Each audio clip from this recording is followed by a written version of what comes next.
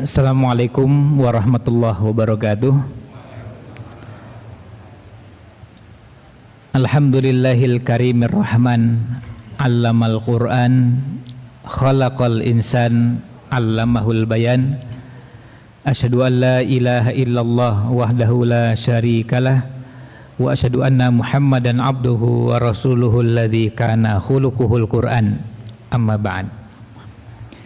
Bapak Ibu sekalian yang saya hormati, alhamdulillah pada kesempatan malam ini kita dipertemukan oleh Allah SWT di tempat yang mulia, yaitu di salah satu rumah Allah SWT, di masjid. Kemudian juga di bulan yang mulia, yaitu bulan Ramadan, untuk kegiatan yang juga mulia, yaitu kita belajar. Nabi SAW pernah menyampaikan dalam hadis yang diriwayatkan oleh Imam Muslim, wa majtama'a qaumun fi baitin min buyutillah. Jadi setiap kali ada sekelompok orang yang berkumpul di salah satu rumah Allah, yatluna kitaballah, yang membaca Al-Quran, wa yatadarasunahu bainahum, lalu mempelajari isinya, kandungannya, maka Nabi SAW menyampaikan akan diberikan beberapa keutamaan. Yang pertama, nazalat alaihimus sakinah, akan diberikan ketenangan. Yang kedua, wa ghasyiyatuhumur rahmah, akan diberikan atau dinaungi rahmat. Wa haffathumul malaikah, malaikat akan menaungi. Dan yang keempat, wa dzakarahumullahu fi man indah, dan nama-nama yang hadir ini akan disebut oleh Allah SWT di hadapan makhluk-makhluk yang berada di langit. Kita ini senang kalau nama kita disebut oleh Pak Camat, lebih senang lagi kalau yang nyebutnya Pak Bupati, dan lebih senang lagi kalau yang nyebutnya Gubernur, dan kita tambah senang lagi kalau yang menyebut nama kita Presiden. Sementara yang disebutkan dalam hadis ini, yang menyebutkan bukan pemimpin di dunia ini, tapi pemimpin seluruh langit dan bumi, yaitu Allah Subhanahu wa ta'ala. Nama kita disebut oleh Allah Subhanahu wa ta'ala karena kita sama-sama belajar, dan secara khusus yang akan dibahas adalah Al-Quran. Nah, Bapak Ibu sekalian yang kami hormati, tadi kita menyampaikan bahwa kita berada di bulan yang mulia, bulan Ramadan. Kenapa mulia? Karena ada begitu banyak hadis yang menunjukkan kemuliaannya. Sebelum masuk ke tema Al-Quran, saya ingin mengangkat sebuah hadis yang diriwayatkan oleh Imam Ibnu Majah dalam sunannya, namanya Sunan Ibnu Majah.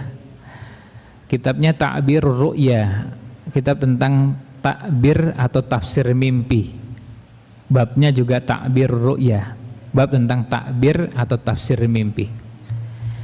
Hadisnya diriwayatkan oleh sahabat Thalhah bin Ubaidillah. Nah, beliau bercerita tentang ada dua orang yang masuk surga, dan yang satu lebih duluan dari yang lain karena bertemu bulan Ramadan. Lengkapnya hadisnya sebagai berikut. Sahabat Thalhah ini menceritakan begini, anna rajulaini min Baliyin, ada dua orang dari Bali. Bali ini adalah nama daerah, nama kabilah di Yaman. Yaman itu sebelah selatannya Saudi, sebelah selatannya Mekah. Qadima ala Rasulillahi sallallahu alaihi wasallam, datang menemui Rasulullah sallallahu alaihi wasallam. Dua orang dari Bali datang menemui Rasulullah sallallahu alaihi wasallam. Posisi Nabi Muhammad SAW berada di mana? Di Madinah. Jadi kita sekarang sudah bisa membayangkan Madinah itu sebelah utaranya Mekah. Maka kalau yang berangkat haji dan umroh pasti merasakan begitu sholat di Madinah, kadang-kadang agak bingung karena sholatnya menghadap ke selatan. Ya. Sementara di tanah air sudah terbiasa sholat menghadap ke barat, atau barat agak serong sedikit. Nah, kalau menghadap ke selatan itu rasanya kok kayaknya ada sesuatu yang enggak pas. Padahal sudah pas itu. Ya, karena memang Madinah itu di sebelah utaranya Mekah. Ya, kalau menghadap ke barat malah bukan ke Ka'bah sholatnya. Nah, Madinah di sebelah utara Mekah. Jadi Mekah di tengah-tengah, Yaman di sebelah selatannya. Jadi Yaman itu di sebelah selatannya Mekah. Mekah itu tengah-tengah antara Madinah dengan Yaman. Dua orang tadi datang dari Yaman, dari selatan, selatannya Mekah, kemudian datang menemui Nabi SAW yang berada di utaranya Mekah, yaitu di Madinah. Kemudian apa? Setelah datang menemui, wa kana islamuhuma jami'a. Lalu dua-duanya masuk Islam. Setelah dua-duanya masuk Islam, kita sebut aja A dengan B, ya.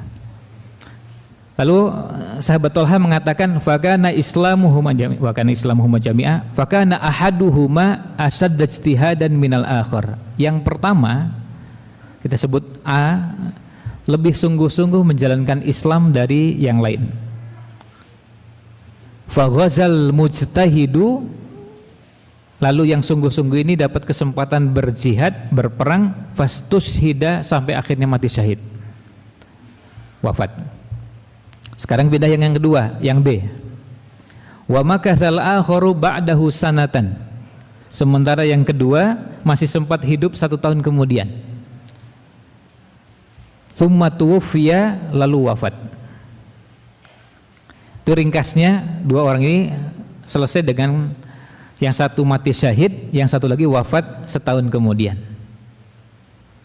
Setelah dua-duanya wafat, sahabat Thalhah bin Ubaidillah yang meriwayatkan hadis ini lalu menuturkan, dan sahabat Thalhah bin Ubaidillah itu termasuk salah satu sahabat yang dijamin masuk surga. Nah, beliau lalu menceritakan, faro'aitu fil manam, lalu saya melihat dalam tidur saya, maksudnya saya bermimpi.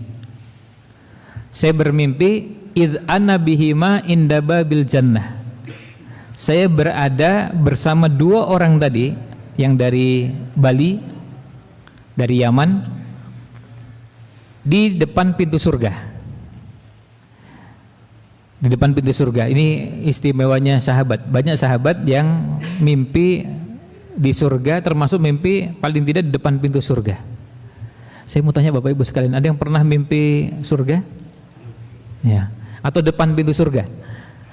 Ya, pas ngantri misalnya, ngantri mau masuk surga gitu. Nah, kenapa sahabat kok mimpi surga? Ada paling tidak beberapa faktor, di antaranya bisa karena faktor iman yang kuat, lalu yang kedua pengetahuan tentang surga juga yang mendalam. Sekaligus juga ini saran pada tentu kita semua, termasuk saya pribadi, perlu kita ini menambah pengetahuan kita tentang surga. Tidak cukup dengan pengetahuan yang selama ini ada. Sebab jujur banyak pengetahuan tentang surga yang tidak kita ketahui. Coba contoh sederhana, lebarnya pintu surga berapa? Itu kan contoh sederhana. Kalau kita nggak tahu, artinya berarti kita perlu belajar. Pintu surga itu lebarnya seberapa besar? Karena surga jelas di surat Ali Imran sebutkan jannatin arduhas samawati wal ard. Surga itu luasnya seluruh, ya, setara dengan seluruh langit yang 7 dan seluruh bumi yang 7 lapis. Surga lebih luas dari itu semua. Bayangkan, surga lebih luas dari, atau anggap surga itu sama dengan luasnya dengan seluruh 7 langit ya, yang di atas kita ini, yang begitu luas, terus 7 lapis. Lalu bumi dengan 7 lapisnya, nah surga seluas itu. Itu luasnya kayak apa itu? Kan berarti luas sekali. Dan pengetahuan kita tentang hal-hal yang gaib yang Allah sebutkan dalam Al-Quran tentu perlu kita tingkatkan. Kita sering baca ayat kursi, kan ayat kursi, bunyi ayatnya apa? Pada saat menyebutkan kursi, wasi'a kursiyuhu as-samawati wal ard. Kursinya Allah itu luasnya lebih luas dari seluruh langit dan seluruh bumi. Bayangkan, langit tadi 7, bumi 7, kursinya Allah lebih luas dari itu semua. Wasi'a kursiyuhus samawati wal ard. Kursinya Allah itu lebih luas dari seluruh langit yang 7 dan seluruh bumi yang 7. Kursinya lebih luas. Dalam hadis disebutkan langit yang 7 dengan bumi yang 7 itu dibandingkan kursinya Allah itu seperti lingkaran kecil, seperti kayak kalau kita punya cincin atau punya gelang yang berada di tengah padang pasir. Bayangkan, langit yang begitu luas, yang 7, bumi yang 7 itu besarnya cuma secuil gitu, berada di tengah-tengah padang pasir. Dibandingkan kursinya Allah, artinya kursinya Allah itu besarnya luar biasa, lebih besar dari seluruh langit dan bumi. Kemudian ditambah lagi setelah itu arsy-nya Allah, itu luasnya lebih luas dari itu. Kursinya Allah yang tadi sudah besar sebesar itu dibandingkan dengan arsy-nya Allah, singgasananya Allah, itu sama seperti lingkaran tadi di tengah padang pasir. Jadi artinya kecilnya luar biasa. Lah kita ini kecilnya ya apa? Dan setelah itu lanjutannya apa? Lanjutannya penutupnya adalah Allahu Akbar. Allah lebih besar dari itu semua. Nah itu yang perlu kita hadirkan. Bagaimana kita menghadirkan kalau kita nggak tahu? Makanya kita perlu belajar. Ya, mau belajar tentang pintunya surga, mau belajar tentang pohon di surga, mau belajar tentang minuman di surga yang sudah ada di dunia ini. Ya, minuman di surga yang di dunia ini sudah ada. Apa itu? Jahe. Ya. Jahe itu termasuk minuman di surga. Zanjabil, ya. Nah, yang kata Ibnu Abbas radhiyallahu anhu, yang beda adalah hakikat dari masing-masing jahe. Jahe di dunia dengan jahe di surga berbeda. Berada pada puncak kenikmatan yang luar biasa kalau di surga. Kalau di jahe di dunia kita sudah pernah lihat, dan bahkan banyak kita yang sudah pernah dan bahkan mungkin sering merasakannya. Demikian pula buah-buahan yang ada di surga dan juga di dunia sudah ada. Kembali ke bahasan kita. Sahabat Thalhah lalu menceritakan, saya di depan surga dan di depan saya ada 2 orang yang dari Bali tadi. 2 orang dari Bali. Lalu kemudian kata sahabat Thalhah, fa kharaja kharijun minal jannah. Lalu kemudian ada malaikat yang jaga surga keluar dari dalam surga. Begitu keluar, fa adzina lil ladzi tuwfiyal akhiru minhuma. Lalu mempersilahkan yang wafat belakangan, yang B tadi, masuk surga duluan. B dipersilahkan untuk masuk surga duluan. Kemudian apa? Setelah itu summa kharaja, lalu keluar lagi, fa'adzina lilladzi stushhida. Lalu mempersilahkan yang mati syahid. Ini yang A tadi. Jadi B duluan yang masuk surga, baru yang A. Yang A masuk matinya syahid, yang B wafatnya biasa, tapi setahun kemudian. Yang masuk surga duluan bukan yang mati syahid, tapi yang meninggal setahun kemudian. Ini sudah 2. Sahabat Thalhah kan antrian nomor 3. Tsumma raja'a ilayya, lalu keluar lagi menemui saya. Faqala, kemudian dia mengatakan, malaikatnya menyatakan, irji', pulanglah, fa innaka lam ya'ni laka ba'du, karena belum saatnya kamu masuk surga. Terus bangun. Itu tadi kan mimpi. Nah, paginya cerita kepada para sahabat. Di waktu subuh ketemu di masjid, lalu cerita mimpinya. Para sahabat merasa heran, fa'ajibu lidzalik. Para sahabat merasa heran, kenapa yang masuk surga duluan kok bukan yang mati syahid, tapi yang meninggal belakangan dan matinya biasa, wafatnya biasa.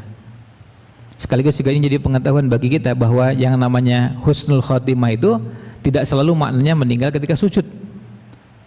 Husnul khotimah tidak selalu maknanya ketika sholat, ketika ruku, berdiri, sujud, duduk, lalu dikatakan husnul khotimah. Tidak hanya itu merupakan satu pertanda. Husnul khotimah juga bisa maknanya apa? Meninggal di atas kasur, asal apa? Tauhidnya terjaga. Kalau akidahnya rusak, jangan berharap husnul khotimah. Kalau keyakinannya sudah tercampur dengan noda-noda kesyirikan, penyimpangan-penyimpangan, jangan berharap husnul khotimah. Nabi SAW meninggalnya di mana? Di atas kasur. Rasulullah SAW jelas husnul khotimah kan?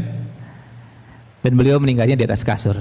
Maka ukurannya bukan persoalan di atas kasurnya, tapi di atas kasur dalam keyakinan apa?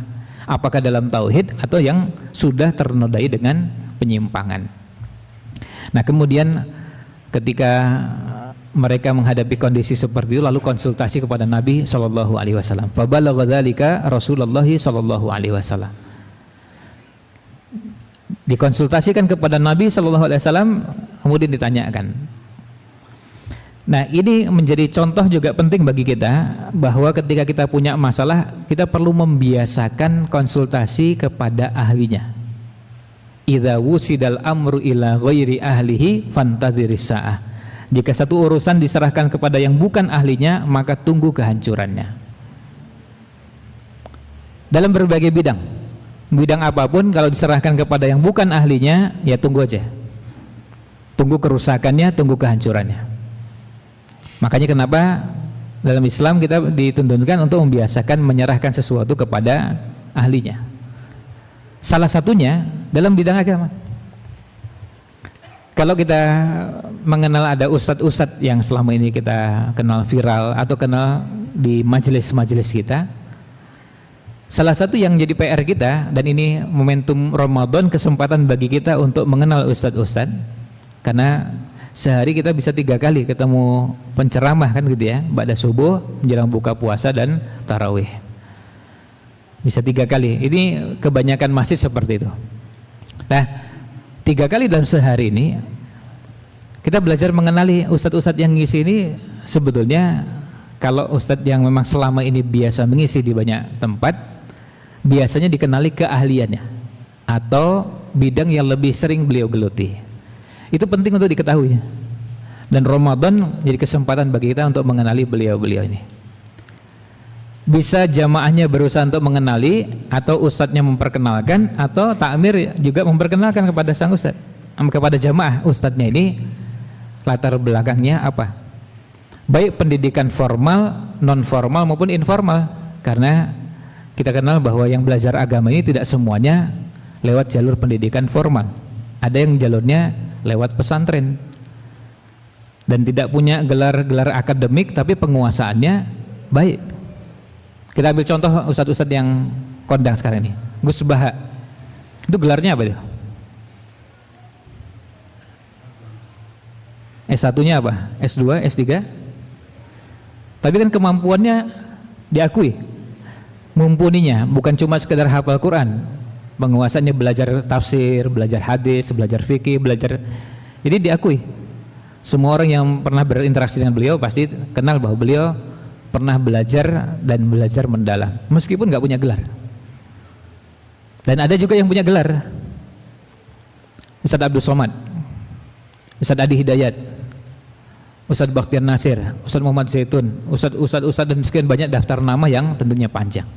Tetapi kalau kita mengenali, ada yang belajar formalnya, bisa kita ketahui bidangnya apa. Nah, saya ingin tanya pada Bapak Ibu sekalian, Ustadz Abdul Somad kenal ya Pak ya? Ustadz Abdul Somad itu bidangnya apa dia? Bidang yang digeluti ya, keahliannya, bidang yang digeluti, kemudian studinya sampai S3-nya, itu bidangnya apa?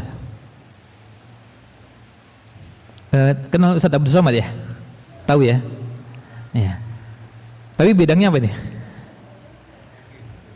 Fikih, terus hadis, terus nggak apa, ini boleh mencoba menjawab itu ya, karena ini gratis kok Pak ini. Ya, yang kita ketahui. Nah, itu contoh bahwa kita kenal Ustadz Abdul Somad, tapi kita nggak tahu beliau ini bidangnya apa. Dan jawaban terakhir ini betul, bidangnya hadis. Ustadz Abdul Somad bidangnya hadis, S3-nya juga hadis. Ustadz Adi Hidayat, tahu ya Bapak Ibu sekalian, bidangnya apa itu? Ustadz Adi Hidayat, tahu ya? Kira-kira apa bidangnya dia? Bahasa Arab, tafsir, apa? Perbandingan agama. Yang lain? Nah, kalau lihat pendidikannya sampai S3-nya, beliau di bidangnya apa? Bahasa Arab. Bidang yang beliau geluti bahasa Arab. Artinya beliau memilih salah satu dari sekian banyak cabang ilmu, karena saking luasnya. Sekarang ini nggak ada namanya ustadz ahli di semua bidang. Nggak bisa itu ada. Kita temukan ada ustadz ahli di segala bidang, nggak ada. Belajar semuanya mungkin, tapi menguasai semuanya nggak mungkin. Karena apa? Saking luasnya ilmu ini. Mau belajar Quran dan tafsir aja itu perlu waktu yang panjangnya luar biasa untuk bisa menguasai dan mumpuni. Akhirnya belajar yang lain berkurang. Bukan nggak belajar sama sekali, tapi penguasaan pada ilmu yang lain berkurang karena apa? Waktunya terbatas. Yang mau dipelajari sedikit. Saya ketemu mahasiswa yang baru selesai S3 dari Universitas Islam Madinah, jurusannya hadis. Saya tanya sehari belajar berapa jam? Dibilang 11 jam. Ya nggak cukup katanya. Saya cuma mendalami hadis aja, nggak bisa belajar yang lain. Waktunya nggak cukup karena apa? Karena saya juga ternak-teri, ngantar anak, ngantar istri, ya ngantar anak sekolah, jemput, ngantar istri juga, dan ada kesibukan yang lain. Sehari belajar cuma bisa 11 jam. Itu kan sudah banyak 11 jam. Untuk hadis tok aja. S1, S2, S3-nya mendalami hadis. Tapi beliau mengakui ya belajar 11 jam juga nggak cukup untuk menguasai hadis. Karena apa? Karena saking luasnya, saking banyaknya yang mau dipelajari. Nah, itu untuk menunjukkan bahwa ilmu ini saking luasnya kita serahkan kepada ahlinya. Apa yang saya maksudkan dari bahasan ini? Jadi Bapak Ibu sekalian juga sekaligus mengenali ustadz yang ngisi ini bidangnya apa. Kalau menggunakan pendekatan di kedokteran, kan ada dokter umum, dokter spesialis. Bahkan juga ada ada dokter gawat darurat kan begitu ya di IGD. Nah, ustadz juga kan begitu. Ustadz juga mungkin meskipun nggak ada istilah ada ustadz umum ya atau ustadz apa ya, ini kebetulan istilahnya nggak begitu ya, tapi ada ustadz yang pengetahuannya general atau umum, kemudian ada yang sudah spesialis di bidang tertentu. Nggak apa, kita kenali beliau-beliau sesuai dengan bidangnya. Tapi kalau sudah dikenali beliau, kalau bisa ditanya sesuai dengan bidangnya. Nah, itu poinnya. Sebab apa? Sebab nanti kalau ditanya yang bukan bidangnya bisa jadi jawabannya akan berbeda dengan ustadz yang lain yang mumpuni di bidangnya, lalu jawabannya berbeda. Karena apa? Karena sekali lagi nggak ada ustadz yang menguasai semua cabang ilmu Islam. Nah, itu poinnya. Supaya nanti Bapak Ibu sekalian bisa menempatkan sesuai dengan porsinya masing-masing ustadz sesuai dengan bidangnya. Tentu termasuk juga saya memperkenalkan diri kepada Bapak Ibu sekalian, saya termasuk yang nggak jelas belajarnya. Meskipun sejak TK sampai S3 saya belajar agama terus, tapi ya TK-nya TK Islam, SD-nya juga SD Islam, SMP SMA-nya di Madrasah Muallimin Muhammadiyah, kemudian S1-nya di Universitas Islam Madinah, tapi konsentrasinya di akidah dan dakwah serta sejarah Islam. S2 yang pertama fikih, S2 yang kedua hadis, S3 yang pertama hukum Islam tapi nggak selesai, S3 yang kedua pendidikan Islam dan belum selesai. Ini termasuk yang racet toh ini. Nggak jelas belajarnya belajar apa. Jadi kalau ditanya menguasai apa nggak jelas ya. Makanya ngisinya pengajian umum ya. Yang ringan-ringan, yang enteng-enteng. Kalau yang berat-berat nah, nanti serahkan kepada pakar dan ahlinya. Nah, kembali ke hadis tadi, Nabi SAW ketika menemui sahabat dan mendapati sahabat merasa heran, lalu beliau bertanya, min ayyi dzalika ta'jabun, dari bagian mana kalian merasa heran dengan mimpinya sahabat Thalhah ini? Lalu diceritakan, ya Rasulullah, ini yang satu lebih sungguh-sungguh menjalankan keislaman dan mati syahid, yang kedua wafatnya biasa. Tapi dalam mimpi tadi disebutkan malah justru yang masuk surga duluan yang kedua, bukan yang pertama. Nah, kemudian Nabi SAW menjawab dan beliau menyampaikan bahwa alaisa qad makatha hadza ba'dahu sanatan, bukankah yang masuk surga duluan yang B tadi masih hidup 1 tahun setelah yang pertama? Jawabannya iya, bala. Lalu Nabi SAW menjawab dengan pertanyaan, kalau masih hidup 1 tahun berarti apa? Bukankah yang pertama adraka ramadhana fasoma, bukankah berarti dia masih bertemu 1 Ramadan dan puasa Ramadan?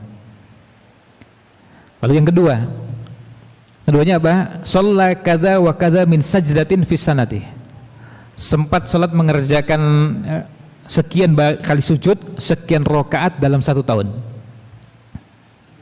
Bukankah kalau masih hidup 1 tahun berarti masih sempat mengerjakan sholat sekian kali sujud, sekian rakaat? Para sahabat menjawab, iya.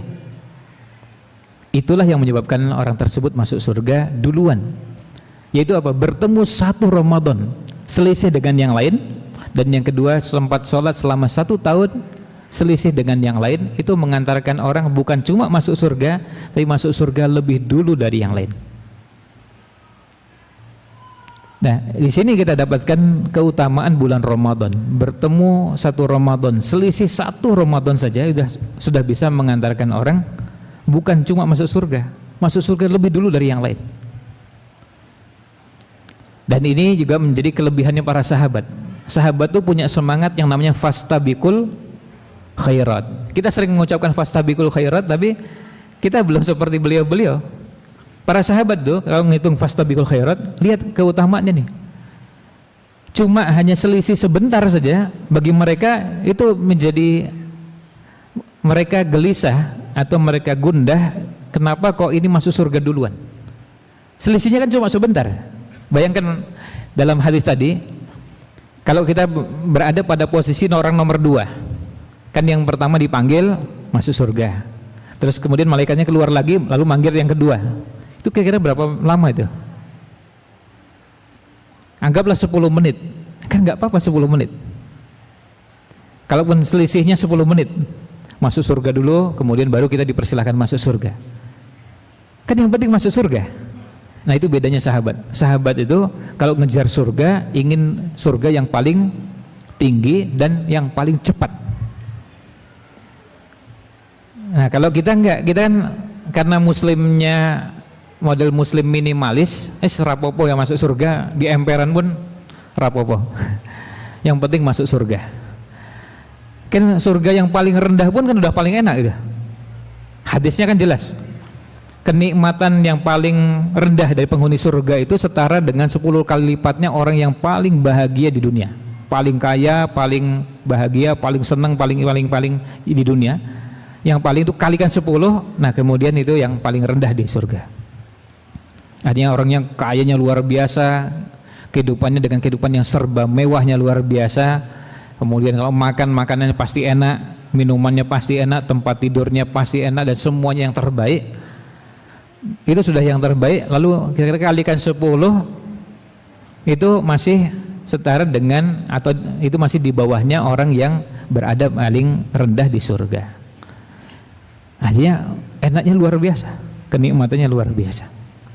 Itu yang paling rendah. Artinya kalau dapat yang paling rendah pun sudah bagus. Tetapi sahabat nggak begitu, karena punya semangat fastabiqul khairat. Nah, Bapak Ibu sekalian yang kami hormati, berhubungan dengan Al-Quran, karena ini momentumnya biasanya orang mengaitkan dengan nuzulul Quran, turunnya Al-Quran. Paling tidak ada sekitar 7T yang saya akan sampaikan secara singkat. 7T yang berhubungan dengan Al-Quran yang perlu kita tunaikan, perlu kita lakukan. T yang pertama namanya tahsin. Tahsinul Quran. Tahsin Quran itu artinya belajar memperbaiki bacaan Al-Quran, memperbaiki yang namanya makhraj, tempat keluarnya huruf, dan sifat huruf. Membedakan ha dengan ha. Jadi alhamdu dengan alhamdu, kan beda. Ha alhamdu dengan alhamdu, ya. Ha dengan ha. Kemudian bedakan kha, ya, ghain, lalu ada huruf yang dipantulkan qalqalah. Tadi di rakaat terakhir kita mendengar qul huwallahu ahad, ya, dipantulkan itu qalqalah. Lam yalid walam yulad, ya, ada dipantulkan sedikit, itu bagian dari yang namanya tahsin. Dan alhamdulillah Al-Quran ini Allah mudahkan untuk siapapun yang mau belajar Quran itu bisa belajar Quran dan membaca Quran dengan baik. Buktinya apa?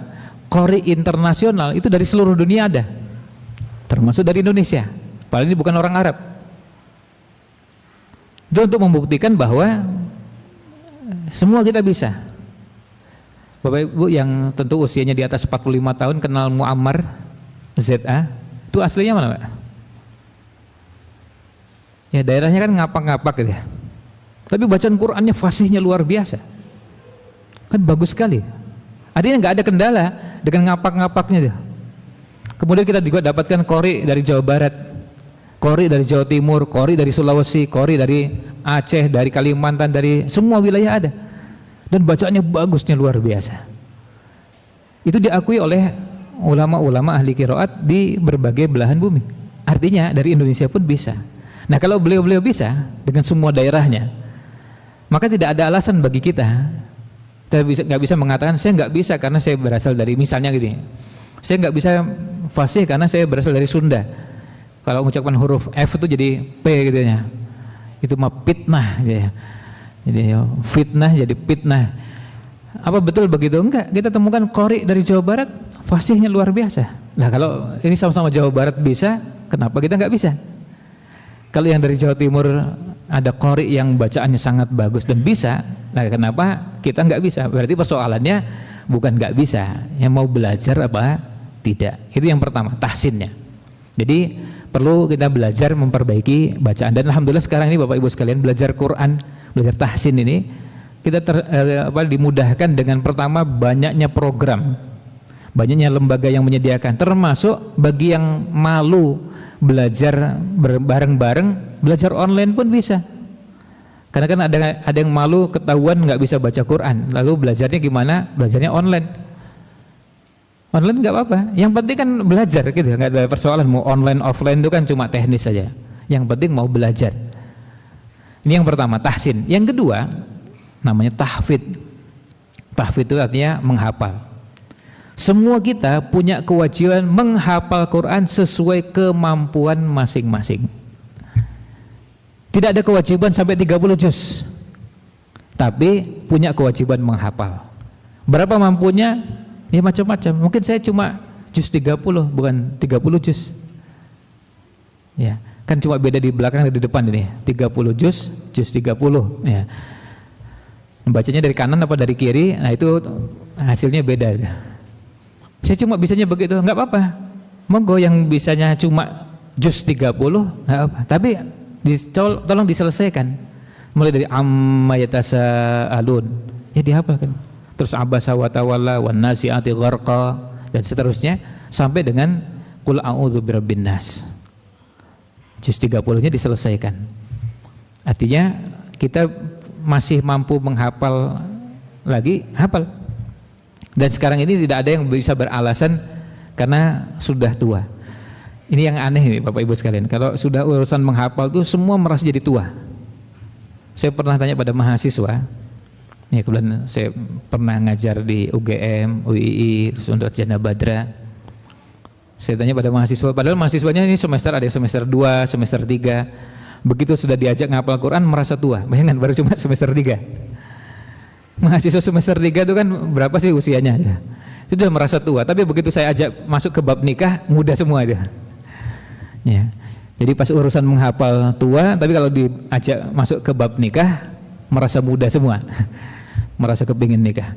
Nah, yang benar ini tua apa muda? Ya kalau menghafal semua kita bisa. Dan buktinya apa? Buktinya banyak. Nggak usah orang Arab. Ya, kalau orang Arab menghafal Quran, mungkin kita beralasan itu kan orang Arab. Di Indonesia ada seorang ibu di Jakarta, begitu pensiun usia 60 mulai menghafal Quran, 3 tahun selesai 30 juz. Baru mulai menghafal Qurannya apa? Setelah pensiun. Nah itu bisa. Nah, ibu-ibu bisa. Dan baru mulai menghafalnya kapan? Setelah pensiun. Mulai memperbaiki bacaan, lalu mulai menghafal, dan alhamdulillah 3 tahun selesai 30 juznya. Nah kalau ini bisa, usianya 60 tahun, lah yang usianya setengahnya masuk nggak bisa? Atau yang usianya sama, apa alasannya kok ibu ini bisa, lalu sebagian kita nggak bisa? Sekali lagi, kalau memang mampunya hanya setengah Quran, sepertiga Quran, terserah berapa, tapi ada kewajiban menghafal sesuai kemampuan masing-masing. Yang kedua, yang ketiga, yang namanya tilawah. Ya, tilawah itu membaca. Kalau tadi memperbaiki bacaan, kalau tilawah kita punya kewajiban setiap hari meluangkan waktu untuk membaca Al-Quran. Berapapun yang dibaca, apalagi di bulan Ramadan ini. Di bulan Ramadan ini kita punya kesempatan untuk bisa membaca karena programnya juga dan suasananya lebih kondusif. Nah, silakan bisa membaca berapapun yang kita sanggup. Ini yang ketiga yang namanya tilawah. Dan sekali lagi, kalau sudah bicara sampai yang ketiga pun tilawah, alhamdulillah Indonesia telah membuktikan. Kalau tadi tahfidz ada orang yang sudah berumur bisa hafal Quran, dan kemudian yang anak-anak juga sama, anak-anak yang di bawah 10 tahun yang hafal Quran juga kita temukan di Indonesia. Sekarang sudah bermunculan anak-anak di bawah 10 tahun hafal Quran 30 juz. Bukankah yang dulu menang juara 1 dan juara 3 Ahmad dengan Kamil yang dari Sleman, juara 1 dan juara 3 Hafiz Indonesia kan dari Sleman, pondoknya di mana? Sama gua ya. Itu bisa. Usianya berapa? 10 tahun selesai semua. Jadi sebelum 10 tahun, sebelum genap 10 tahun sudah selesai 30 juz. Dan 30 juznya dengan hafalan yang betul-betul spektakuler. Bukan cuma hafal Qur'annya, tapi sampai hafal nama surat, nomor ayat, nomor baris, dan nomor halamannya. Jadi kalau kita pegang mushaf gitu, nah gini contohnya, ini begitu pegang mushaf, saya buka acak begini, terus kemudian saya baca bagian atas wa'adallah la yukhlifullahu wa'dah. Lalu kita tanya kepada yang bersangkutan, ini di surat apa, ayat berapa, kemudian di halaman berapa, dia bisa menyebutkan dengan cepat seperti komputer. Nah, ini artinya kalau dulu di Timur Tengah sudah biasa begitu, di Pakistan juga ada banyak anak seperti itu, alhamdulillah di Indonesia kita lihat ada anak-anak yang punya kemampuan juga bisa menghafal seperti itu. Kalau itu tahfidznya. Sekarang tilawah, yang membaca. Bapak Ibu sekalian mungkin pernah mendengar ada penceramah di bulan Ramadan menyebutkan bagaimana ulama-ulama dulu begitu masuk bulan Ramadan meluangkan waktu untuk membaca Quran, tilawah Quran. Mungkin ada yang pernah dengar Imam Syafi'i mengkhatamkan Quran sebanyak berapa kali? 60 kali. Dulu kita membayangkan ini masuk bisa gitu ya. Tapi kemudian dibuktikan. Saya bertemu dengan Syekh Ahmad bin Abdul Hadi Al-Misri, teman beliau Ahmad Diban yang viral di medsos. Beliau ngerekam baca Quran, setoran hafalan Quran 30 juz itu 7,5 jam. 7,5 jam. Dan itu bacaannya bisa didengarkan dengan jelas, meskipun kalau yang tidak hafal Quran memang agak sulit ya. Tapi kalau yang sudah hafal tentu bisa mendengarkan. Saya coba perdengarkan ini karena di rekamannya kalau di YouTube bisa dicari dengan mudah. 7 jam 28 menit 33 detik. Saya perdengarkan Al-Fatihahnya ya. Ini saya perdengarkan dari YouTube. Kullun atawu dakhilina wa tara al-jibala amanu wa ma yakhda'una illa anfusahum wa ma yash'urun fi qulubihim maradun أعوذ بالله من الشيطان الرجيم بسم الله الرحمن الرحيم الحمد لله رب العالمين الرحمن الرحيم مالك يوم الدين إياك نعبد وإياك نستعين اهدنا الصراط المستقيم صراط الذين أنعمت عليهم غير المغضوب عليهم ولا الضالين بسم الله الرحمن الرحيم ألف لام ميم. Ya. Bacaannya kan masih tetap terdengar, artinya nggak sampai hurufnya nggak karuan. Itu 7 jam 28 menit 33 detik. Artinya kalau sehari 2 kali khatam berarti 15 jam. 15 jam kalau 24 jam dikurangi 15 sisanya berapa? 9. Ya, 9 dipakai tidur, makan, sholat, mandi dan yang lainnya. Ya. Ini dulu kita membayangkan gimana Imam Syafi'i membaca khatam Quran 1 Ramadan 30 hari 60 kali. Berarti per hari bacanya 60 juz. Kalau dengan bacaan seperti Ahmad Diban tadi, ya berarti kira-kira perlu waktu 15 jam. Nah, 15 jam itu berarti sisanya 9 jamnya dipakai tadi untuk istirahat, untuk mandi, makan dan yang lainnya, termasuk sholat. Nah, kemudian belakangan ada beberapa orang yang mencoba Ya, mencoba untuk membaca seperti itu. Ya, saya juga coba anak saya suruh baca sehari berapa, ya kuatnya 24 juz gitu ya. Ya kelas 2 SMP dia. Sehari 24 juz gitu ya, kadang 25 per harinya ya. Belum bisa sampai 30 ya. Maklum memang belum selesai hafalannya. Nah, tapi sehari bisa 24 juz, 25 juz untuk ukuran anak kelas 2 SMP kan, berarti ya nanti tinggal dilatih kelas 3-nya, mudah-mudahan bisa naik lagi ya. Nah, terus saya coba anak yang lain di Sragen, ada santri selama 1 bulan Ramadan mengkhatamkan Al-Quran sebanyak 14 kali. Nah, kemudian tahun lalu mahasiswa dari Makassar memecahkan rekor. Selama bulan Ramadan mau mengkhatamkan Quran sebanyak 60 kali. Teman-temannya bilang katanya memang sejak malam itu, begitu malam 1 Ramadan langsung mulai start, mulai ba'da maghrib itu ngaji, ba'da isya tarawih, setelah itu ngaji lagi, terus kemudian bangun sahur sambil nunggu ngaji, ba'da sahur ngaji lagi, ba'da subuh nggak ada istilah tidur ya, ngaji lagi terus sampai akhirnya bisa menyelesaikan 60 kali. Nah, dulu kita membayangkan ini kayaknya nggak masuk akal. Nah, sekarang di Makassar ada, ini mahasiswa, dan tahun lalu dapat hadiah diumrohkan oleh salah seorang ustadz karena terharu ada anak mahasiswa yang selama bulan Ramadan mengkhatamkan 60 kali. Jadi memang nggak punya aktivitas lain, dia kebetulan kuliahnya libur ya, tiap hari kerjanya cuma ya ngaji tuh aja. Artinya ini untuk menunjukkan bahwa kalau dulu Imam Syafi'i pernah, dan dulu kita membayangkannya gimana caranya, nah sekarang ini sudah ada, dan di Indonesia, bukan lagi di Arab. Karena kalau yang di Arab kita nggak merasa asing karena sudah ada contohnya, dan di YouTube juga sudah ada yang memang ngaji dan direkam sampai 30 juz, tadi durasinya 7 jam 28 menit 33 detik. Ya gampangnya 7,5 jam lah. Nah, yang saya maksudkan bukan persoalan berapa kali Bapak Ibu sekalian mengkhatamkan, tapi yang penting ada waktu untuk baca Quran, dan waktu untuk Qurannya panjang. Itu yang ketiga. Yang keempat, yang keempat tadi tahsin, tahfidz, tilawah. Yang keempat, T berikutnya adalah yang namanya tahkim, berhukum dengan Al-Quran, menjadikan Al-Quran sebagai rujukan dalam kehidupan kita. Kemudian yang kelima, ada yang namanya tafsir. Tafsir itu artinya kita mencoba memahami kandungan Al-Quran. Nah, kemudian yang keenam, selain tafsir juga bisa dengan tadabbur, itu juga T juga. Kemudian yang keenamnya adalah tatbiq, dipraktekan. Apa yang memang bisa dipraktekan, praktekan. Begitu misalnya kita dapatkan perintah dalam Al-Quran,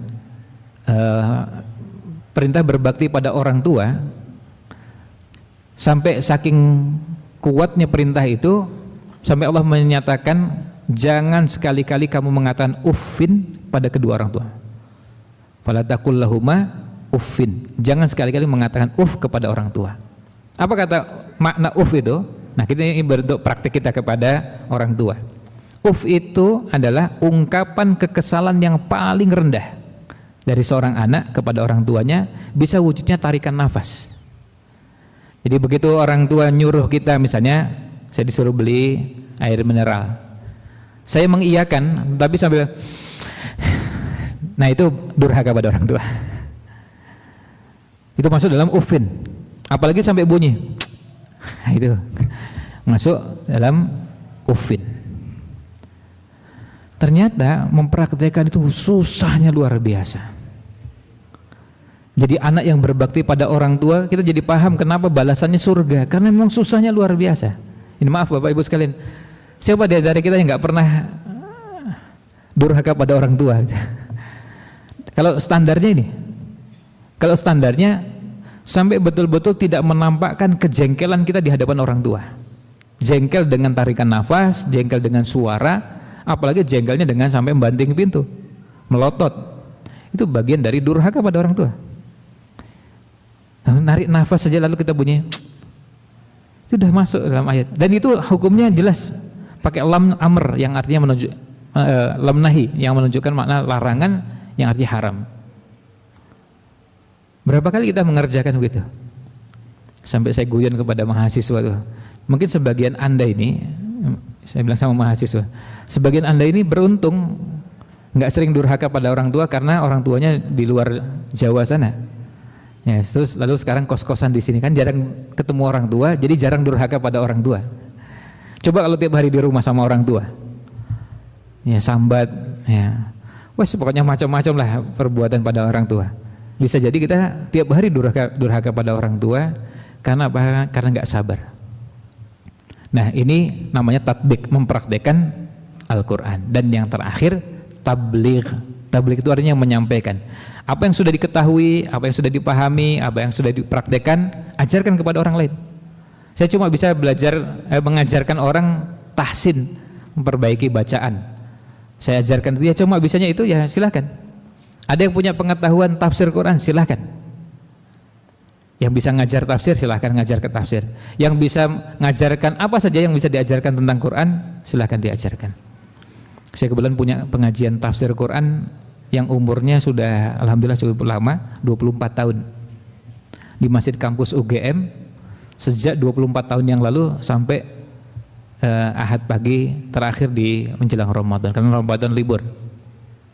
Jadi sejak Masjid Kampus UGM berdiri tahun 2001, pengajian tafsirnya setiap Ahad pagi jalan sampai jam 8 pagi, biasanya jam 6, sekarang jam 6.30, berakhirnya jam 8. Sejak tahun 2001 sampai 2025, sudah 24 tahun. Di Masjid Gede Kauman setiap Sabtu malam Ahad, maghrib sampai Isya juga pengajian tafsirnya sudah berjalan 11 tahun, juga tafsir Quran.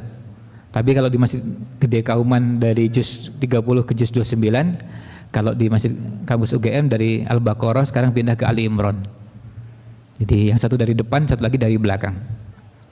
Ya saya cuma biasanya gitu, saya nggak terampil mengajarkan tahsin. Ada ustadz-ustadz yang lain yang lebih terampil mengajarkan tahsin, silahkan. Tapi intinya semua kita bisa ngajak. Nah itu yang kita bisa lakukan sebagai bentuk kewajiban kita kepada Quran. 7T. T pertama tahsin, yang kedua tahfidz, yang ketiga tilawah, yang keempat tahkim, yang kelima tafsir dan tadabbur, yang keenam tatbik, dan yang ketujuh tabligh. Jadi 7T yang kita ingin wujudkan kepada Al-Quran. Dan kita berharap mudah-mudahan dengan cara itu Allah berikan keberkahan pada usia yang Allah titipkan kepada kita semua. Demikian yang bisa kami sampaikan, mudah-mudahan ada manfaat yang bisa kita dapatkan. Oh ya, sebelum lupa, kitab suci Al-Quran ini menjadi kitab suci paling banyak dibaca dan dipelajari. Ada YouTuber yang datang ke Palestina ingin lihat kenapa orang Palestina kok kuat sekali tuh, dibombardir, rumahnya dihancurkan, itu kok kuat sekali. YouTuber ini non muslim, kemudian dia ke sana, terus ketika dia tanya, kalian ini kok kuat seperti ini?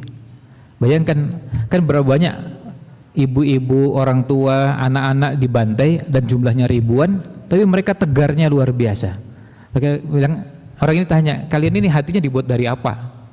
Dicetak pakai apa gitu? Terus jawabnya pakai Quran. Akhirnya dibilang, katanya kalau gitu saya akan baca terjemah Quran. Bayangkan non muslim menyelesaikan membaca terjemah Quran hanya dalam waktu 3 hari selesai. Ini kan tamparan bagi kita. Ada tahun 2001 ketika seorang dari Amerika melihat bahwa serangan WTC itu rekayasa, kemudian dia penasaran ingin belajar Quran. Akhirnya dia baca terjemah Quran juga dalam waktu 3 hari selesai terjemahnya. Ini non muslim semua. Tapi yang kedua ini akhirnya masuk Islam setelah dia juga belajar tentang Nabi Muhammad SAW. Nah kalau mereka ini mampu dan bisa, masuk kita nggak bisa. Kalau mereka 3 hari, masuk 30 hari kita nggak bisa. Ya paling enggak kita 30 hari kan punya kesempatan untuk membaca Al-Quran, baca terjemah Al-Quran 30 hari masuk enggak khatam. Mereka yang non muslim 3 hari selesai. Ya, kita yang muslim masuk 30 hari enggak selesai. Ya, persoalannya bukan persoalan kecepatan membaca dan kecerdasan, tapi kemauan dan kesungguhan. Mudah-mudahan Allah kuatkan kita punya kesungguhan untuk dekat dengan Al-Quran selama bulan Ramadan ini. Demikian yang bisa kami sampaikan, mudah-mudahan ada manfaatnya. Mohon maaf jika ada yang kurang berkenan. Wallahu a'lam. Sallallahu alaihi wasallam ala Nabi Muhammad wa ala alihi wa sahbihi ajmain. Assalamualaikum warahmatullahi wabarakatuh.